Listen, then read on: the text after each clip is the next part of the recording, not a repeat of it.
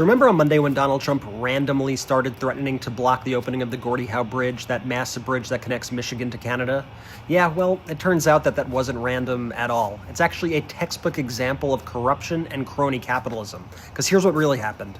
According to a brand new report from the New York Times, just hours before Trump went on his rant on Truth Social, his Commerce Secretary Howard Lutnick, you know, the guy who admitted today to going to Epstein Island, had a private meeting in Washington. And the guy he met with, a Detroit billionaire named Matthew Maroon.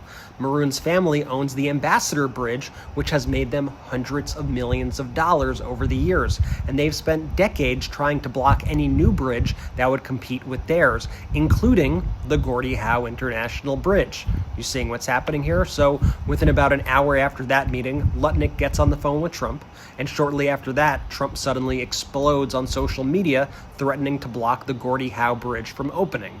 He claimed that it's because Canada is, quote, treating the U.S. unfairly. He threw out a bunch of vague grievances, whine, but the timing of all this tells the real story. The Gordie Howe Bridge is a public project. Canada paid for it, and Michigan will own 50% of it.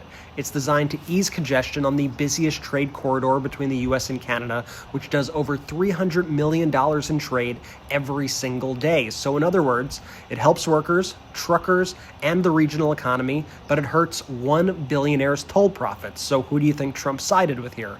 Trump even floated the idea that the U.S. should take over part of the bridge and grab a cut of the tolls, which is wild because in his first term, Trump actually praised the same bridge as a symbol of U.S.-Canada cooperation.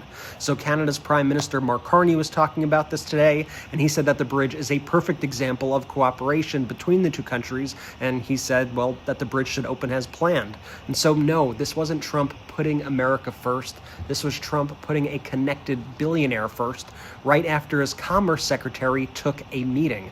And this is exactly how Trump manipulates his own base to try to get them to go along with something that actually screws over the American people, all to enrich his billionaire friends. For more updates, listen to the MeidasTouch podcast, spread the word, and follow for more.